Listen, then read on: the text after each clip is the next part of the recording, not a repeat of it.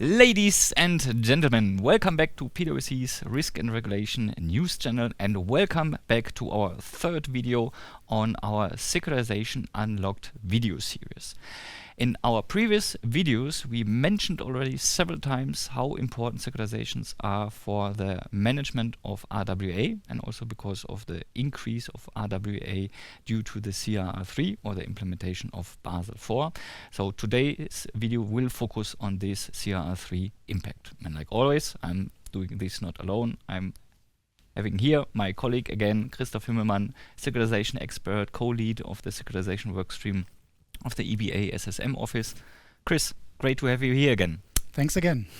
Chris, before we start to look detailed into the impact of CRR3 and the securitizations, maybe you give us first a quick overview. What are our latest insights in the impact of CRR3? Yeah, happy to do so. And this is quite interesting, I would say. What we did is twofold. First of all, we conducted a survey, more qualitative interviews with a couple of European banks. And we asked the question simply, when will the CRR3 impact hit you really? And as I discussed already in one of the previous episodes, we say for the first year, 2025, there's not much into it. So many banks are quite relaxed at the moment, but there will be a time in the future when the CRR3 impact, especially the output floor, will definitely hit the RWA of the institutions and will definitely make banks think about capital management measures. And according to our survey, we say around 2028, 2029, most banks are really impacted by this CRR3. At the same time, what we did here on the right-hand side of the slide is we looked into the disclosure reports for the first quarter of 2025, so the first CRR3 disclosure reports. And we don't show the names here, but these are real European banks. And we identified, because you can see it in the disclosure reports, what will be the output floor impact in the long run. If there's no management adjustment, if there's no prolongation of the transitional rules, and so on and so forth. But still, according to the Q1 disclosure reports, there are many banks that will observe a significant output floor impact latest in 2033, when all the transitional provisions will be over. For example, there are some around 26 up to 30% RWA increase in the course of the next couple of years, and this definitely calls for management actions in terms of capital and RWA optimization. Yeah, absolutely. Yeah, you don't have to convince me. I was aware of this impact already based on all the projects we were conducting with our clients. And what is very, very important is that banks that have now a minor impact out of the CRR3 implementation, that does not mean that they have also a minor impact in 2028, 2029, and so on and so forth, when the phase-in is over. So there might be a significant impact on RWA in the future. So the securitization can be a very important instrument to manage this increase in RWA, and it must be considered in both future transactions and existing transaction. Is the use of securitizations and the impact on RWA the key message already for today, or is there something else that you would like to discuss with our clients? Yeah, at least it's one message, definitely. Securitization can play a role, can help to manage those impacts, but what everyone needs to consider is that there's the output floor effect also for the securitization that you have, at least that you have in your portfolio, or that you are planning to set up in the course of the next years. And this is what I wanted to show you. And please don't be scared with the next slide here. There are a couple of formulas around the securitization framework. On the left-hand side, you see the SEC IRB. So if you are an IRB bank, you are planning a transactions in the next couple of years because of increasing RWA, you would apply probably the SEC IRB for your IRB portfolio. And then you might end up with the conclusion, well, there is significant RWA impact. We showed in the first episode an example transaction of around 60% RWA relief. So great news, you can do it with the IRB, you are on the safe side. But at the same time, you need to apply a standardized approach for this very specific transaction.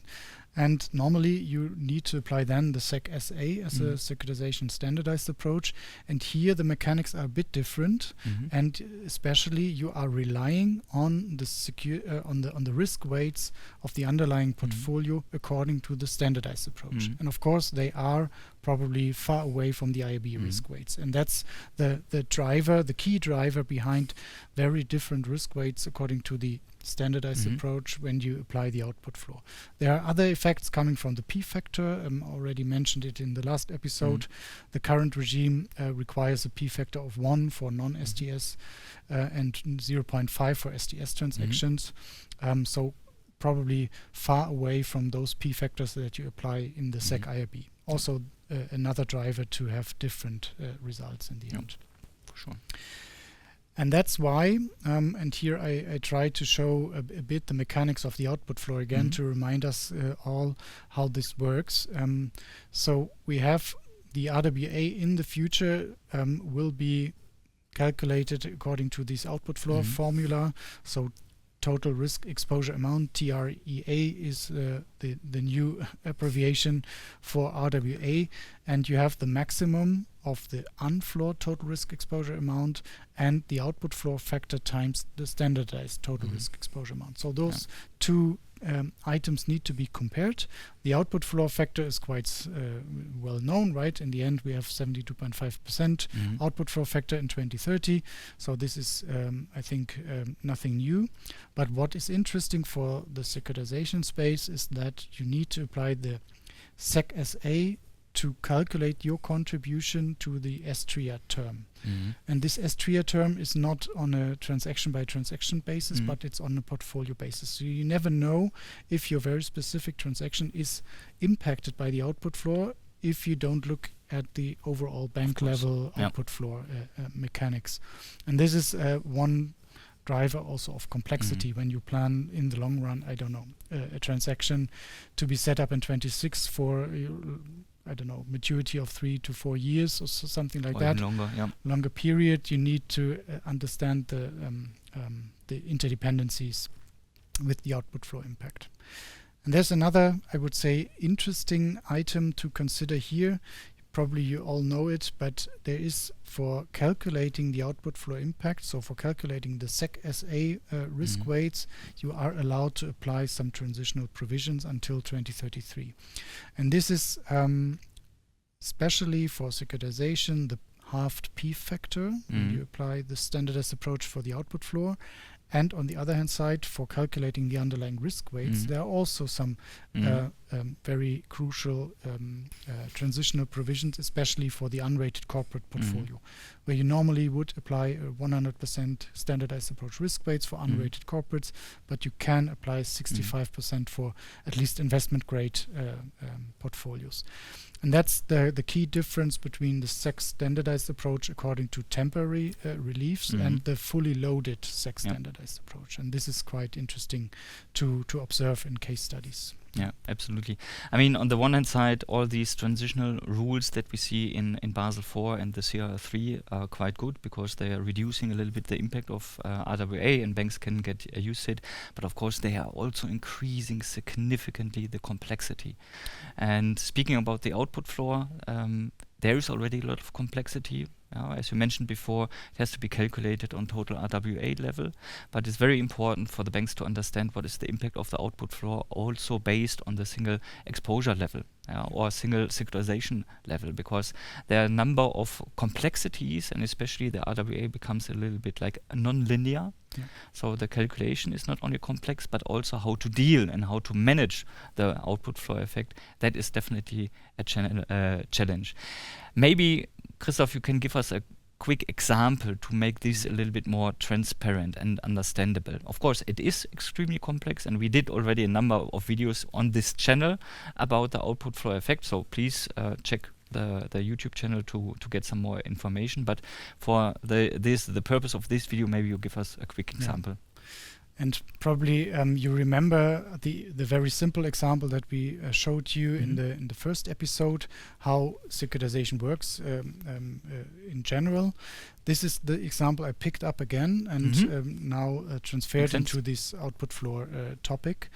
But yeah, let's remember the main features of this transaction for a moment. We have 600 million portfolio size. It's non-retail senior, it's granular, and we apply the IRB for this portfolio in a normal scenario. So not in the output flow scenario, but in the normal scenario, we apply SEC IRB after securitization. So this is the contribution to the unflawed TRIA term. And as I showed you in the first episode, we have an impact of the securitization of around 60% if you apply the SEC IRB. So great news, obviously a very efficient transaction. Is already good. Is already good. What you can already see here, when you look at the left-hand side of the slide, the average risk weight according to the IRB was assumed to be 53%, and now we say, well, the average risk weight for this corporate portfolio is 95%, so close to 100. Most of the items are not rated, so most of them are with the risk weights of 100%. Yep. We assumed 95% on average for this whole portfolio. If you now apply the temporary adjustments for so the 65% for unrated corporates, you can bring it down to 68%. So this is closer to 53, but still a bit away. So these are the, I would say, the most important parameters to consider for the follow-up. And this is what we then calculated. So the upper part is the SEC IRB application, as you probably know it also from the first examples and the first episode. We have pre-securitization 318, and after securitization we have 131. There's 60% RWA relief. Good news, we have a risk weight for the senior tranche of 10%, and this is the main driver. Then if you apply the SEC standardized approach in parallel to calculate the output floor, first we consider the temporary adjustments and reliefs, and we see there's a pre-SEC, so pre-securitization RWA a bit higher, 408 million, and post-securitization we still have the 131, because the output floor temporary adjustments don't make the risk weight according to the SEC SA worse than it is for the SEC IRB. This is definitely driven by the 65% for unrated corporates and the halved P factors. So we end up with a minimum risk weight of 10% for this example. No change at all for the moment. Everything is fine. But then if we look into the longer run picture and the fully loaded scenario on the bottom of the slide, there we see where the music plays, and we have a post-securitization RWA of 405, driven by a risk weight for the senior tranche of almost 60%. This is, of course, driven by the almost 100% underlying risk weight. This makes KSA to be close to 8%. So this is not really surprising, but if you compare it, it's quite an impact. And now all the, I would say, efficiency and feasibility studies that you do for this very specific transaction can completely show a different picture, right? If you for the first time calculate with an RWA relief of 60%, and now you have to consider this contribution to the output floor of, in the end, 249.94 because of the output floor factor, then it's a completely different ball game, and everything is then relying on the question whether on the total RWA level you are impacted by the output floor or not. If not, then it's just a memorandum item. You should take it into consideration, but it doesn't have any impact. But if you are hit by the output floor already, then this is definitely a strong contribution to the S-TRIA term, which makes the output floor effect even worse for the whole bank. Yeah, that shows again how complex all these rules are. And as I mentioned in previous videos, we were discussing this output floor effect already without considering the securitization. What is very important is where there are dangers, there are also opportunities and possibilities. So it's also possible to use the output floor effect to even increase the RWA relief. If you choose wisely, of course, and that makes it so important to have a very detailed look in pre-studies on the securitization, on the new securitization framework, on how these new rules impact your existing transactions, but also, of course, your future transactions. Summarizing again this third video of our video series, of course, first of all, there is a significant impact in RWA coming from the CRR3, maybe not today, but at latest when all the transition rules are phased out and the full RWA impact is visible, especially coming from the output floor. The output floor is considered in the new rules and in the CRR also for securitization, but there are a lot of interactions between the different approaches, and it's very important for a bank to have transparency on how these impact really works and how this interaction works, and for that you definitely need the support. We as PwC, we did already a number of projects on the output floor impact, how to optimize also the output floor effect, also considering securitization. So please, if you have any questions on the output floor and considering the securitizations, reach out to us. We are there for you to help you. Thank you very much, Christoph, again for your support. It was a great video. And I hope you join us also for the next video. Thank you. Bye.